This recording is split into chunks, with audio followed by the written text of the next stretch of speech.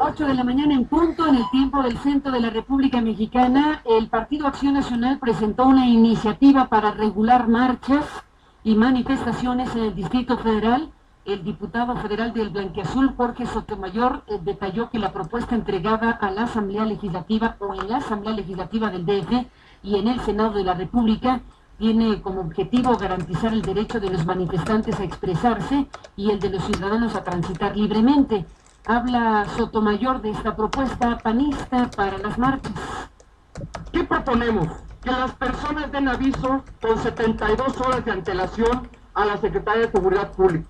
De esta manera se va a garantizar que toda movilización exista la presencia de elementos de la Comisión de Derechos Humanos, que velarán por los derechos de los manifestantes y los derechos de la población. México necesita más que la aprobación de la reforma energética para elevar su nivel de calificación crediticia actual, dice el director de Standard & Poor's, Víctor Manuel Herrera. Esto es parte de lo que dijo en el marco de su participación en un foro sobre la reforma energética organizado por el ITAM. Todo sale muy bien, sí sería a mediano plazo todavía dentro de este sexenio. No solamente la aprobación, pero una implementación exitosa de las reformas que se están hablando hoy día y pudimos ver qué tan difícil es hacerlo en la legislación secundaria con la reforma educativa, ¿no? Y cuando estamos hablando ya de un tema energético, un tema fiscal, sí estamos hablando de que puede tardar esto algunos años.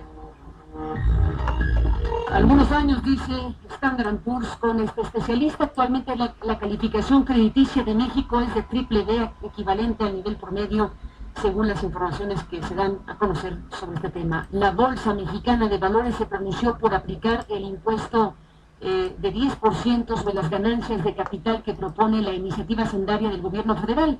El presidente de la Bolsa, Luis Telles, aseguró que esta medida pues ayudaría precisamente a la actividad de los mercados y permitiría la entrada incluso de nuevas empresas en la Bolsa Mexicana de Valores. Telles, hablando del tema. Lo que se estableció principalmente es un gravamen del 10% sobre las ganancias de capital, que es un gravamen que continúa siendo un gravamen que fomenta el ahorro en el mercado de valores. Es un gravamen creo que adecuado y que corresponde a lo que sucede en otros lugares del mundo.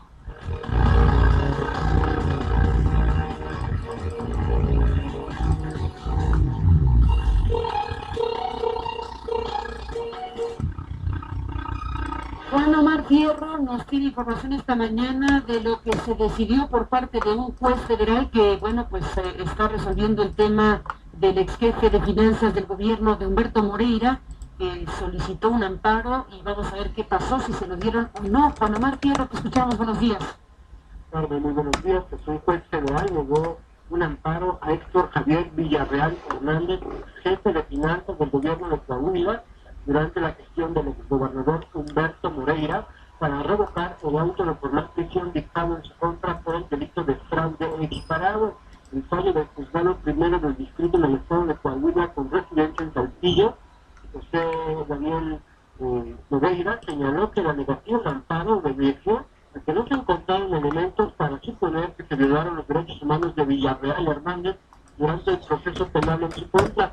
Por esta razón, el proceso penal instruido por un juez penal del Poder Judicial de Coahuila contra el director del Sistema de Administración Tributaria del Estado de Coahuila, el SATEC, Héctor Javier Villarreal, pues se mantiene abierto y se resolverá hasta que se dicte la sentencia definitiva. De acuerdo con los antecedentes del caso, Villarreal Hernández impugnó el auto de formal prisión equivalente al inicio del juicio penal que se dictó en su contra el pasado 2 de diciembre del 2012 por el delito de fraude equiparado en la modalidad de simulación de acto jurídico previsto en el artículo 426, fracción segunda del Código Penal de Coahuila.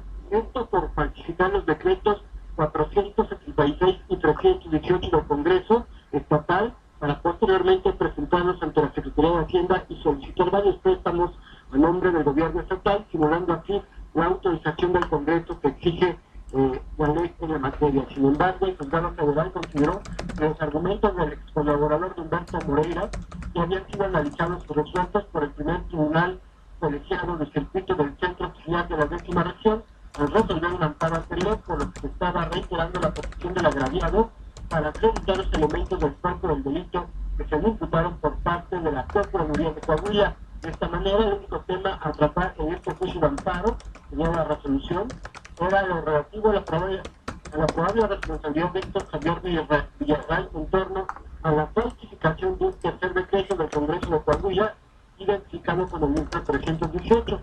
En este sentido, el juzgador federal resolvió que la autoridad ministerial acreditó de manera correcta los elementos de prueba que existen en el expediente, por lo que no se violó la garantía del debido proceso y se aceptaron los derechos humanos de Villarreal Hernández, principal acusado del llamado Moreira. Carmen, mi reporte. Pues ahí está el seguimiento del tema, Juan Omar, gracias y buenos días.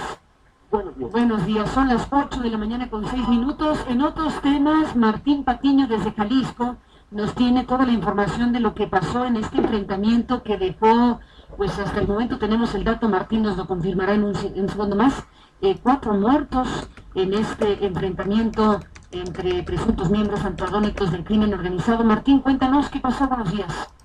¿Qué pasa? Muy buenos días. Pues sí, como bien me comentas, un encarnizado enfrentamiento entre presuntos sicarios de dos grupos antagónicos del crimen organizado se registró entre los estados de Jalisco y Michoacán, dejando hasta este momento al menos 4 muertos. Los hechos se registraron durante varias horas de la tarde de este jueves, en el cual pues también intervinieron elementos de la Policía Federal Ministerial, de la Policía Federal División de Caminos y del Ejército Mexicano. Sin embargo, hasta este momento no ha habido reporte alguno de personas detenidas. Inicialmente la refriega comenzó en las comunidades de El Guirio y Las Gallinas, esto entre los municipios de Zaguayo, Michoacán, y Mazamitla y Tizapán, el Alto, Jalisco. Esta zona limítrofe de Michoacán y Jalisco, pues es en la que en los últimos años, prácticamente los últimos 2 años, pues se ha estado en disputa entre el cártel de Jalisco Nueva Generación y el grupo de los Caballeros Templarios. Después pues de estos enfrentamientos que fueron registrados por las autoridades, pues se registró un barrido por las autoridades federales, estatales y castrenses.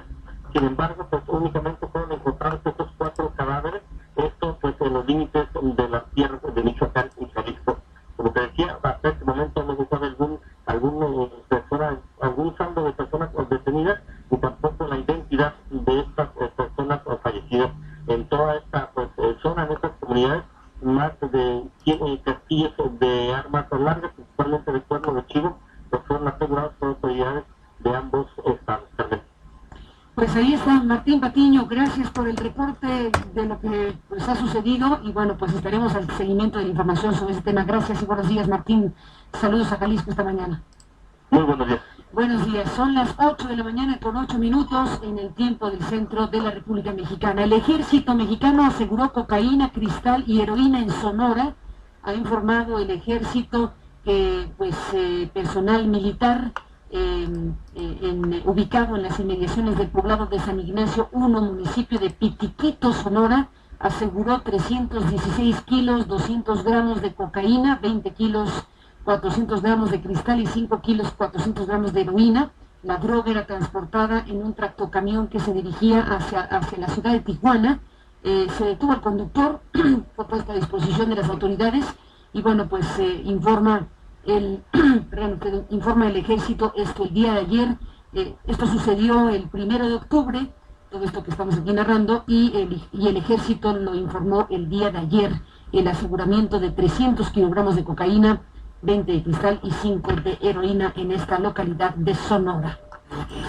8:09, tiempo del centro de la República Mexicana. Bueno, vamos a una pausa y después de la pausa vamos a regresar con nuestra compañera Rocío Méndez. Rocío estuvo ayer en un encuentro en el que tuve el gusto de participar en el claustro de Sor Juana, el Festival Internacional de Derechos Humanos, organizó un conjunto de cosas muy interesantes.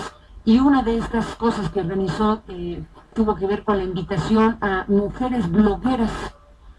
Y bueno, pues me invitaron a participar en la moderación de la mesa de estas mujeres que se han distinguido en sus países por desarrollar un trabajo de comunicación ciudadana muy importante.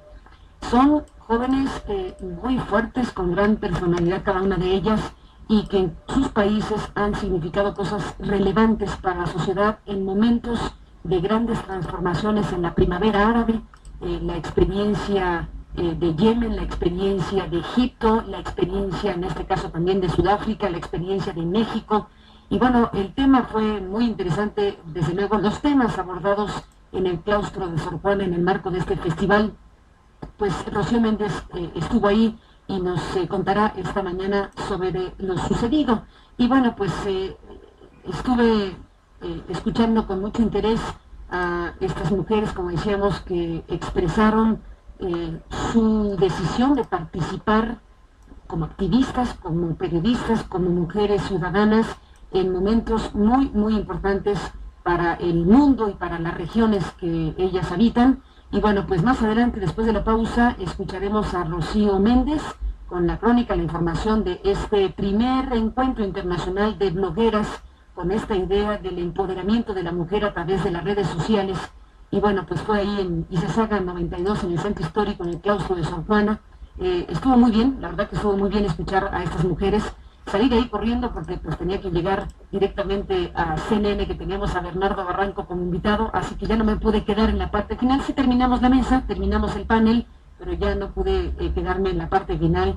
Le debo a los chicos que querían conversar sobre otros temas, pues otra visita u otro encuentro para seguir hablando de los asuntos que ya no pudimos seguir conversando con ellos en la parte final de esta presentación. De ahí salí corriendo a CNN, donde tuvimos esta conversación muy interesante con Bernardo Barranco sobre Francisco, el Quo Vadis Francisco, del cual también, si me permite, más adelante le presentaré un fragmento más. Por lo pronto, vamos a la pausa, regresamos. Rocío Méndez, las mujeres blogueras en México.